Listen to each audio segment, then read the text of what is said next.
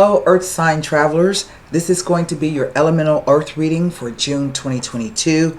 This is for the signs of Taurus, Virgo, and Capricorn. This is a general reading and the messages will not resonate with everyone. So it is advised that you also go back and look at the other elemental readings respectively that, match up to your moon and rising sign.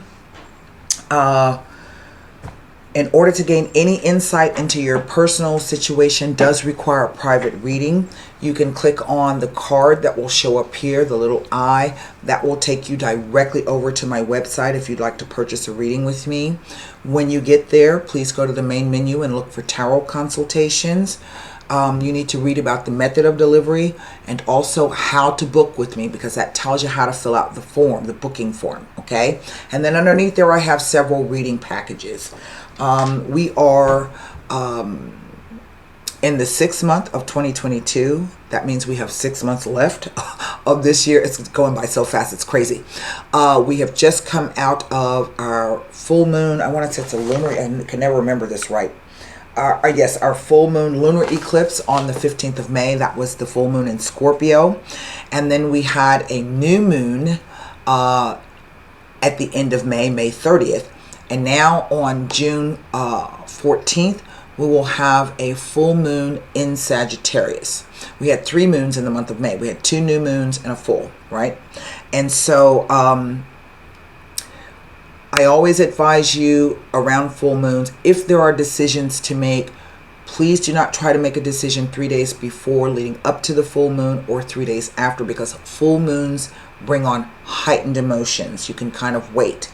We have just come out of our Mercury retrograde, but you still want to give him about another week or two to get up to full speed so he can into his direct motion travel. And then we are quickly approaching retrograde season, and this is where 7 of the 9 bodies are in retrograde, and that usually starts around August, okay? And so I posted an article over on the website about that. It's good to read about the retrogrades because you're kind of looking ahead what you can expect, the quality of time, and then depending on where that retrograde will be happening in your own personal natal chart can give you some clues and some indications about what to expect as we close out 2022. Now, I have done some meditation and shuffling on your sign and glyph, or actually the glyph for Earth. I do have with me today the Radiant White deck. I have with me 2 decks for clarification, and I'm not sure which one I'm going to use. That would be the La Vida Sibila and then the Petite Etiela deck. Okay, right here. Love these cards. And then I'm going to allow you to formulate a question to the Golden Nostradamus to wrap the reading up. I am working on the individual readings over on the website. I'll probably send out a newsletter and letting you know that, write a new newsletter and let you know that. My mom is still here. She's going to be here for 1 more week. And so my work's kind of slow. My work's kind of slow coming out, but I think you understand. So I'm going to go ahead and turn the camera around and we'll get started with the reading, okay? Again, this is for the earth signs of Taurus, Virgo, and Capricorn. So I'm going to put one more rifle and shuffle on these. I hope everyone is well. I'm just kind of, I don't know, floored by how fast the year is passing. I'm just, it's really, it appears personally for me like it's moving lightning speed. And I just kind of feel like I'm standing still. Okay, so here we go. Our first card, what is at the heart of the situation? The 10 of Wands. What is the foundation of the situation? Possible foundation. The Page of Coins. What is the possible energy of the near and distant past? The Fool card. What is the energy of the possible unknown factor coming in for the month of June? The Judgment card. And what is the possible energy of the near or distant future as we move to the end of June into July? The Nine of Cups. Now, I say possible because everybody's got a different story, okay?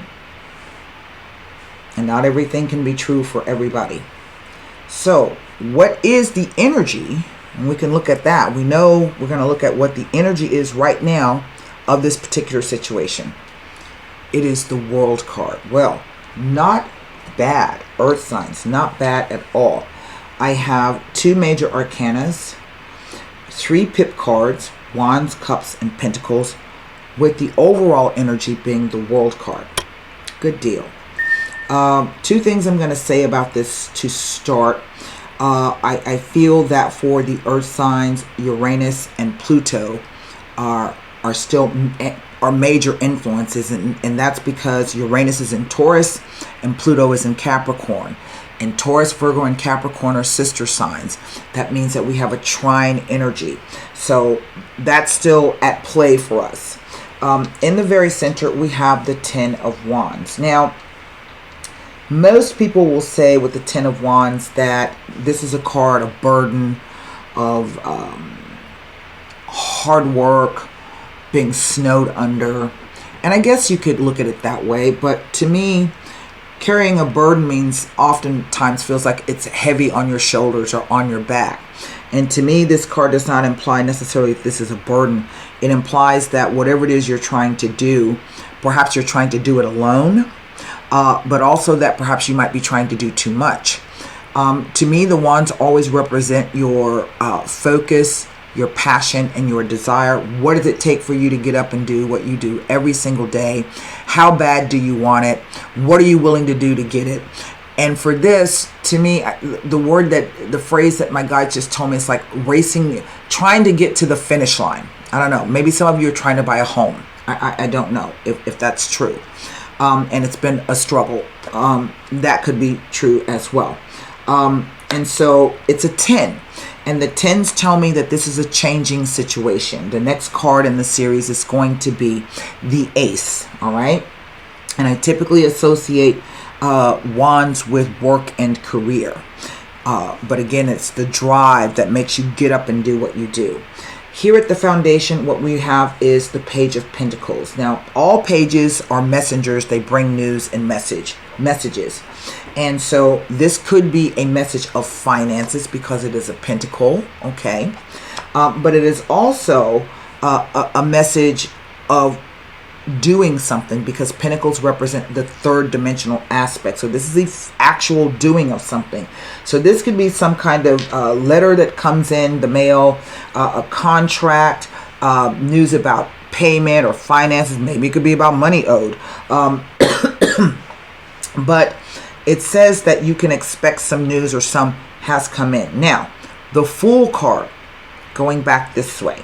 The Fool card always talks about starting a new journey, okay? Beginning something new. It is the first card in the series of tarot, in the series of major arcana. Some decks have it at the very back, in which case it would come after this card, okay?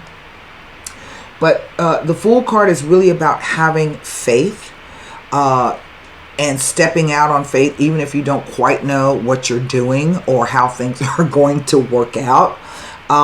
But sometimes this card can also be about being foolish and not watching your step. I'm going to take a look at this for you. The unknown factor is going to be the Judgment card. Now, Judgment is an interesting card because two things. In my experience, whenever I see the Judgment card come out, it lets me know that there is some kind of announcement or news on the way. See, the angel blowing the horn. And typically, whatever this news is that's going to be coming in, or this announcement, is going to be something that's going to help you. To me, for some reason, this always represents the international symbol of the hospital. Okay? But what the card is really saying is that you're going to be called to take a good look at your life and decide what you want to do moving forward. Okay, but it also counsels you to use your own judgment and discretion always. Okay, Regardless of however many people are in your ear talking or what else is going on, you're responsible for your own decisions and your own choices. What we end the card with, or this series here, is this Nine of Cups. Someone sitting down, resting on a bench, extremely pleased with themselves, with 9 cups surrounding them in the back. Okay. I find this card always to be very interesting, because sometimes that card can be the idea of, you know what, I don't need no help. I can do it all by myself. But to me, it's an indication of not just being pleased, but also it's known as the wish card, that you end up getting exactly whatever it is that you wished for. But there's a caveat with that. You know what I mean? Sometimes what we wish for turns out not to be so great after all. So again, don't be foolish. Use your own discretion and judgment. The World card tells us that this is the end of a cycle for us, that we can expect things from now on out to smooth themselves out. We can expect that we may not have to deal with whatever it is that we're dealing with at the moment in future. Hopefully, because you have learned your lesson, you've done the hard work. It's a Saturn card, right? And Saturn is the taskmaster. And what he does is he comes in to test you, right? To show you where you need to shore up things in your life, right? And if the structure is weak, you know, he's going to poke holes in it. But he never denies you anything. He simply delays it, okay? And typically, once he rewards you well, okay? So that's an interesting card. Now, what I want to do is I want to go back and look at, to see if I can determine if there's anything that I can discover from these 2 cards as they relate to the Fool and the Judgment, and perhaps maybe even the World card, since we have that influence over the reading. This is what I want to do first. And then I'm going to take a look again at a couple of cards for you. Hold on. The Ten of Wands. We start with the Ten of Wands. With the Fool card. This is very interesting. It's telling you to look carefully into a situation, as you may have misjudged or miscalculated it, or that the situation needs reconsideration or correction before it is able to come to positive fruition. Your own judgment. That's quite interesting. That's the only thing that I see here. Let me see. It doesn't tell me anything next to the World card, and the Nine of Cups never tells me anything except that it is the Wish card. It has no other additional messages, okay? None whatsoever. And so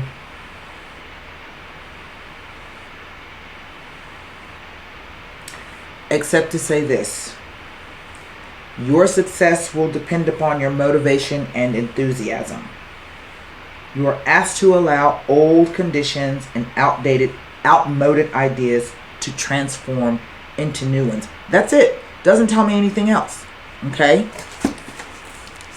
And that whole, remember I said I was going to look at that Fool card for you, because that whole idea of being careful what you wish for. You could be so busy or so stressed, you know, or trying to do so much at one time that you miscalculate a situation. Okay? I want to take a look at I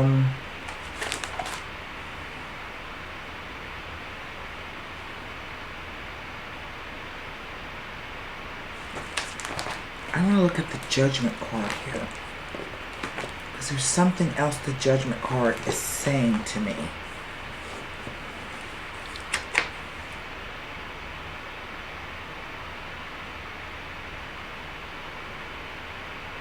It will often indicate that there will be significant changes to Judgment card. New relationships, careers, homes or residence, renewal, and spiritual development. It could be indicating a legal judgment in your favor and tells of a new liberation which gives you guidance and vision.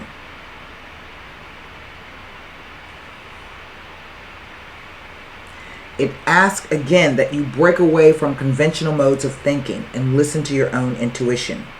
It is time to sum up your life and action so you know where they are leading you, because as you sow, so shall you reap. Isn't that interesting? And now we're going to look at the very last card, the World card.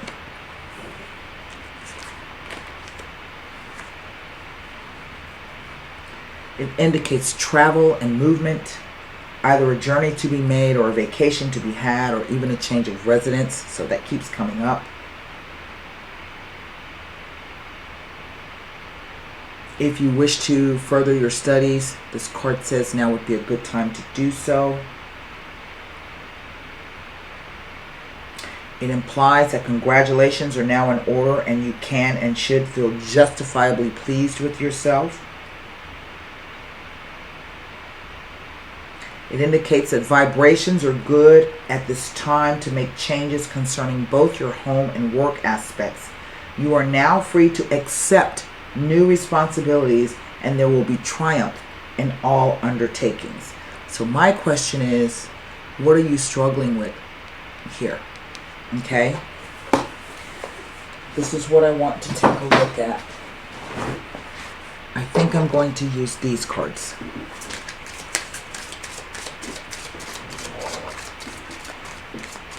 I've been studying these cards for a couple of years, but they require that they're read a different way. So,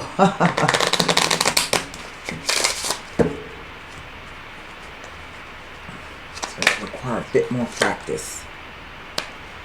Hope. Gold. Wow.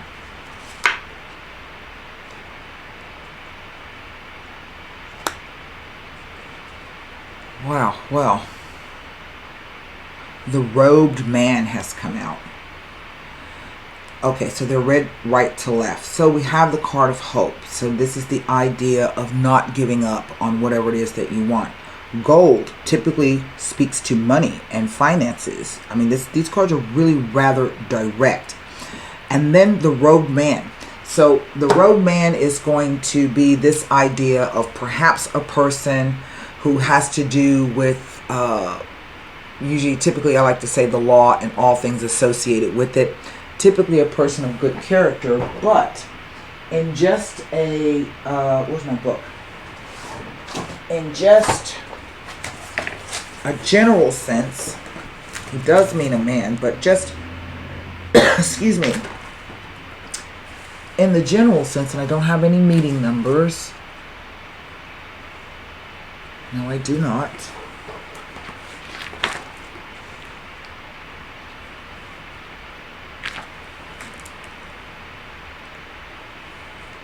I set my number 17. This is about the things that we do or practice and if we enjoy them or not. That's just in a general sense, okay? We have the card of gold. It is the water element. So we do see the water here. What is my card number? The 6. And it is a diamonds. Gold. That's really all it talks about. Money. Finances. You know, I mean, it's quite interesting to me. And sometimes this card can be about what is holding you back. Okay? And maybe there's money holding you back. Maybe you feel you don't have the financial resources. But I don't sense that. I sense that you should most definitely maintain hope. Keep going. You are so close to where you need to be. Okay? It's just going to require a bit more effort. Okay? That's really how I'm viewing it. And that's that. All right? So, I'm going to allow you to formulate a question for the Golden Nostradamus.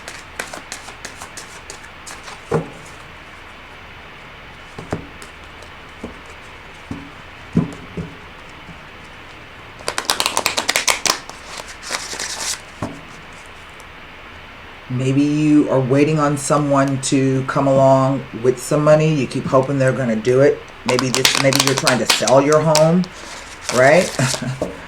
And for whatever reason, the contract is just it's not going the way that it should. It's a struggle for you here at this Ten of Wands. But remember, we're coming out of a Mercury retrograde, and he retrograded in his own sign of Gemini, and that deals with commerce, contracts, communications, okay? So hang in there. It's almost over, all right? So here we go. Oh, that's funny. The Rose. So let's take a look at what Nostradamus has to say about the Rose. It is number 20. Of all his creatures, the divine alone can stand on his own. Now here's a message that I don't quite know what to make of it. So it says, never be too vain or proud. Accept the advice of people who love you and stay away from cunning and hatred. Love yourself and be fair with others. So I'm not exactly sure if the cards are telling me that you're just going to have patience. Don't allow vanity or pride to stand in the way of whatever it is that's going on. You know, and at this particular time, since it's a sensitive time, you can, stay away from any negativity. You know, the part about accept the advice of people who love you, you can accept their advice, but again, you're going to be responsible for your own decisions. I do feel that whatever this situation is, it will work itself out. It just may not be working itself out as fast as you'd like it to. But then, what is that old saying? All good things come to those who wait. That's always a great saying. But, when you're in the thick of it, you don't want to be waiting, right? You want to know right then and there. So, patience. That's what I have for you, Earth signs, for the month of June. I do hope these messages help. And until next time, be well, stay safe, and namaste.